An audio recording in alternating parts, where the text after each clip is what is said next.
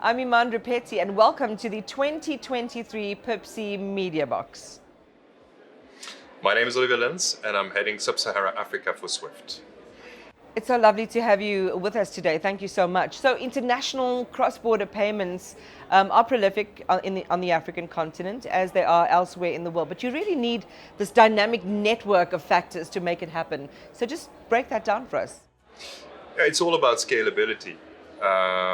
SWIFT is a global network, and let's not forget, we're a cooperative, and that's where it all starts.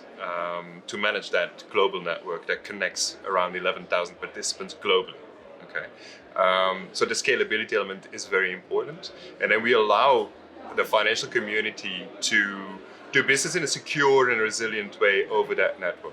Okay, and that's the global perspective, but then we can drill it down into Africa and even into Sub-Saharan Africa, where we work with the banking community to make sure that people can do payments cross-border or even domestically from that perspective.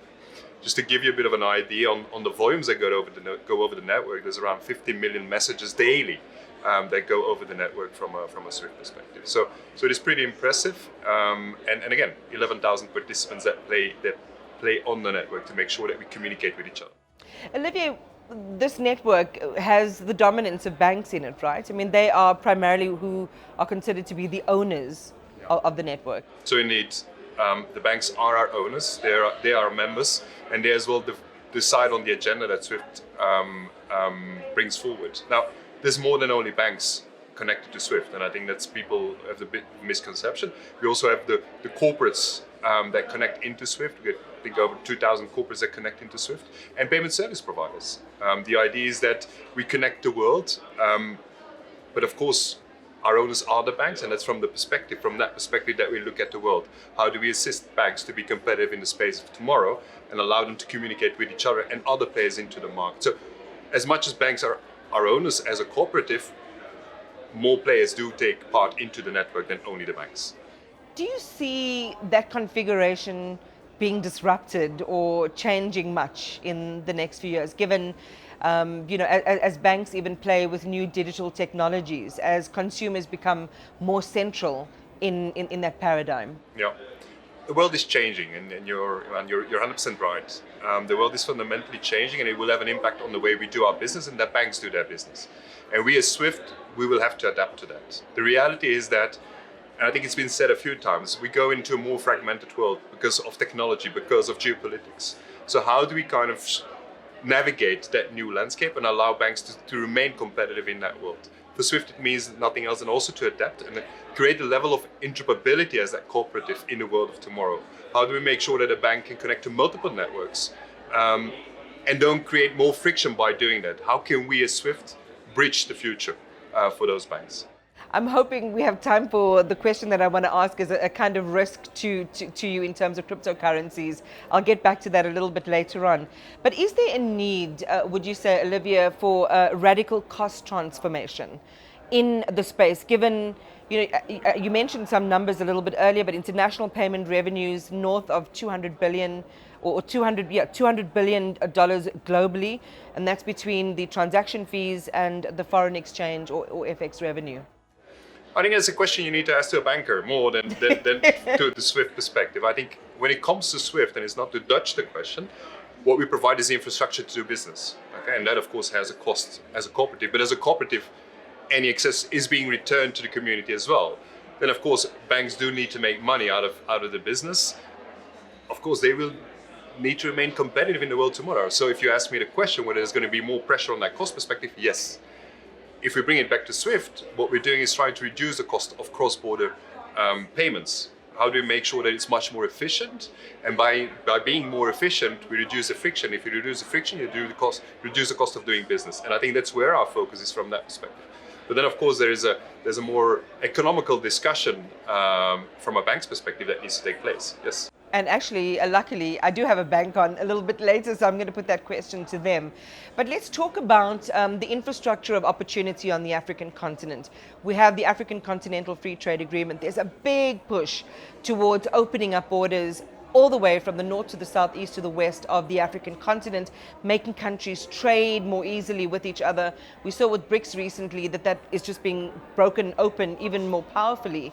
Where does SWIFT play, and where do you see the opportunities in this changed transaction infrastructure on the African continent? I think it's at different levels that we do play. I think we already connect all of the banks in Africa, so that's the first one. But the reality is that there's not only banks active.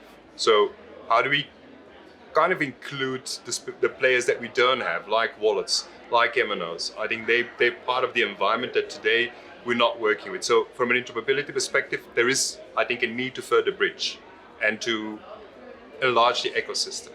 That's one thing. The other thing is not about scalability and the network. The other thing is about how do we foster trade in our continent, which I think is fundamental. As much as we look at payment systems, I don't think it's for payment systems to foster that trade. The network is there, and there's additional networks there as well.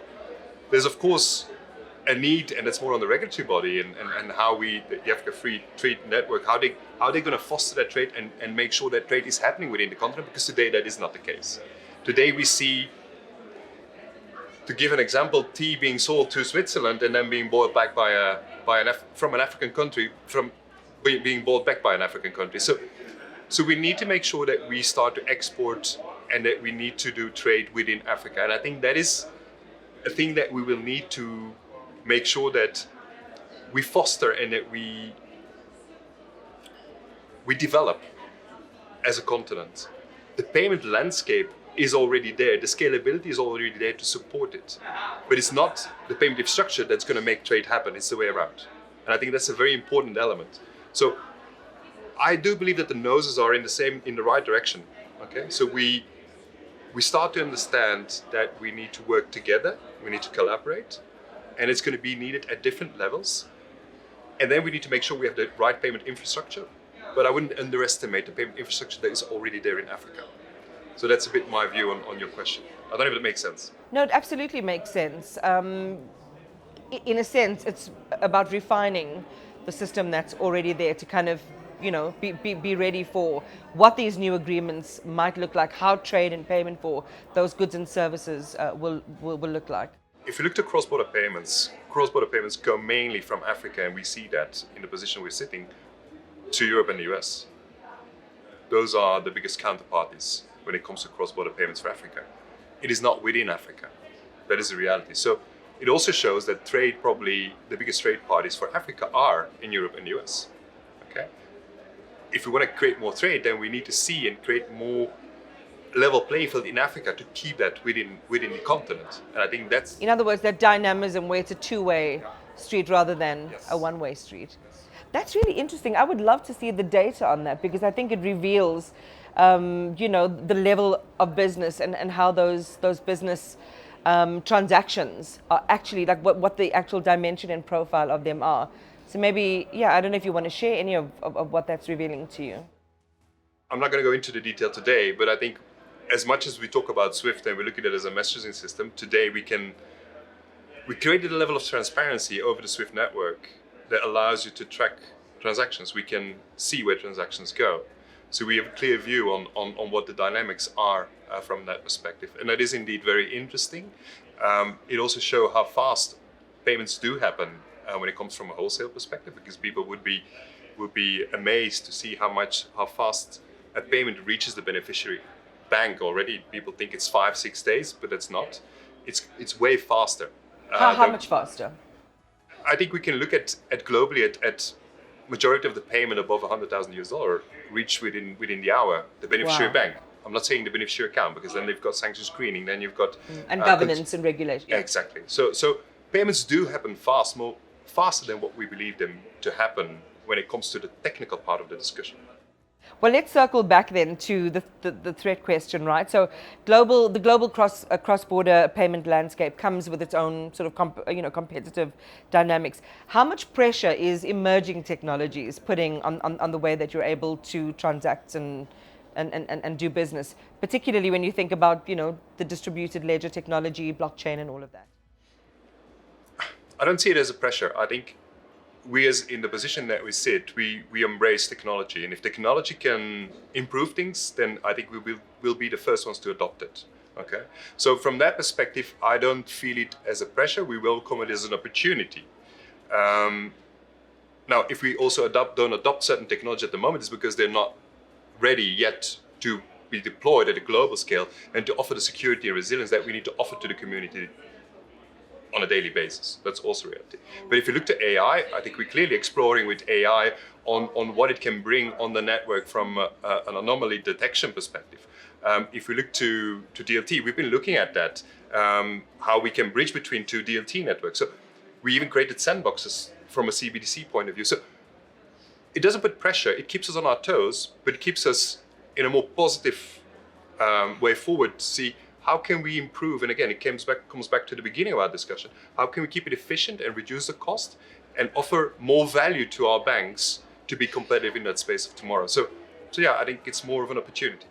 I mean, many people, when you say SWIFT, would automatically, especially those who are, receiving money from payments or trying to facilitate those payments, would know what SWIFT is. What is SWIFT and the architecture of what makes it possible likely to change in terms of disruption? How are you seeing around these corners to the what's next? That's an interesting question. I think a few things there. First of all, we need to make sure that we keep doing business in a secure and resilient way. As much as it sounds easy, it isn't. Okay, when you operate a global network, it's like I was watching golf yesterday. When I see them playing golf, it looks very easy, and then I go on the pitch and I try it and I lose my ball. But when they do it, it looks easy. So that remains, to my opinion, core. Then it's really allowing, in the world of tomorrow, our shareholders to be competitive. What does that mean? It means that we need to create value for them that allows them to create value for their clients, which is the consumer in the street. If today a bank and I can provide transparency on where a payment is, that bank can provide that to their customer as well, which means that you as a consumer could see on your mobile where your SWIFT payment is, where your cross-border payment is. So we need to make sure that we create a value add on that network that is already a scalable network, that banks can translate to their customers. That's one thing. The other one is technology. How do we use cloud? How do we use AI so that we make business as seamless as possible going forward? And then all of that kind of comes together into also knowing that the world tomorrow will be different. And how do we allow, through the means of interoperability and being a cooperative, as a neutral cooperative, to bridge between the different worlds that will exist tomorrow, whether that's a CBDC, whether that's a different network. How do we create that network optionality for our customers? I think these are these elements that we are looking at around the corner. It's going to be a fascinating space to watch, and it would be lovely to see exactly, what you're talking about and how that begins to manifest and come into being. Appreciate your time today, Olivier. Thank you. Thank you for the interview. Really appreciate it.